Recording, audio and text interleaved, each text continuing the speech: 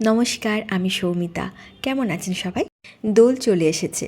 তো এই রকম একটা আইসক্রিম যদি আমরা বাড়িতেই বানিয়ে নিতে পারি, বাচ্চা কেন বড়রাও খুশি হয়ে যাবে।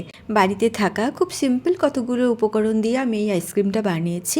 কোনো রকম কর্নফ্লাওয়ার বা কনডেন্স মিল্কের দরকার নেই আমার এই আইসক্রিমটা বানানোর জন্য, কিন্তু খেতে একদম দুর্দান্ত হবে, এটা আমি হলপ করে বলতে পারি। আর যে কোনো কুলফি বাইরে যে আমরা খেয়ে থাকি তার থেকে অনেক বেটার এবং অনেক হেলদি। প্রথমে ফুল ক্রিম দুধকে আমি বেশ খানিকটা ফুটিয়ে নিয়েছি। তার থেকে খানিকটা দুধ আমি নিয়ে তাতে 2 চামচ বা 3 চামচ মতো মিল্ক পাউডার অ্যাড করেছি। দুধটা খানিকক্ষণ ফুটে গেলে মিল্ক পাউডার যে গোলাটা আমরা বানিয়েছি সেই গোলাটা আমরা দিয়ে দেব।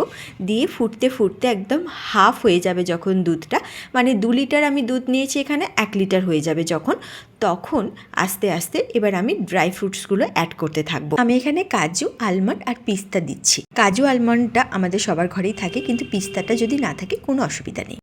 কাজু আর পিস্তা আর আলমন্ডগুলোকে আমি একটুখানি করে ক্রাস্ট করে নিচ্ছি।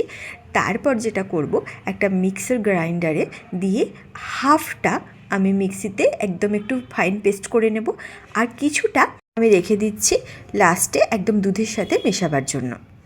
কাজু, আলমন্ড, পিস্তা তিনটেই আমি দিয়ে মিক্সিতে একদম সুন্দর করে একটা ফাইন পেস্ট করে নিয়েছি। সেটা এবার দুধের মধ্যে দিয়ে আবারও খানিকক্ষণ নাড়তে নাড়তে যখন দেবে একদম সুন্দর মতো ঘন হয়ে এসেছে, সেই সময় আমরা একদম লাস্ট মোমেন্টে চিনিটা দেব। দুধটা আমি খানিকক্ষণ ঠান্ডা করতে রেখেছি। দেখুন একদম এরকম থিকনেসটা এসেছে, একদম পারফেক্ট। এইবার আমি হাফ ক্রাস্ট করা ড্রাই ফ্রুটসগুলোকে দিয়ে দেবো। আমি এই মাটির পাত্র দুটো ইউজ করছি আইসক্রিম বসানোর জন্য।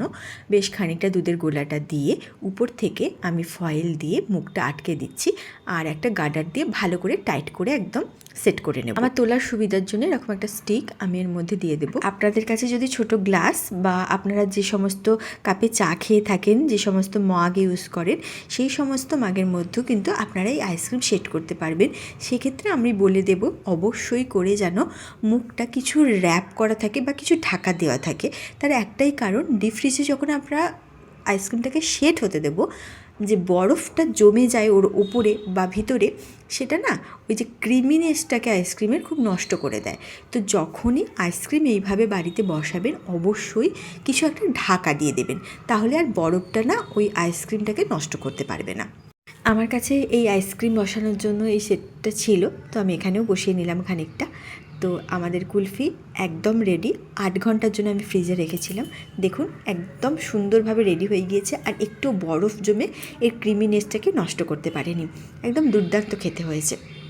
দেখুন কতটা ক্রিমি হয়েছে, আর কোনো কনডেন্স মিল্ক বা কোনো কর্নফ্লাওয়ার ছাড়াই একদম সুন্দর হয়ে গিয়েছে আইসক্রিমটা। দোলের আগের দিন বানিয়ে রেখে দিন, আর দোলের দিনকে সবাইকে সার্ভ করুন এইরকম একটা ক্রিমি ক্রিমি আইসক্রিম। আগাম দোলের অনেক শুভেচ্ছা রইল। ভালো থাকবেন, সুস্থ থাকবেন।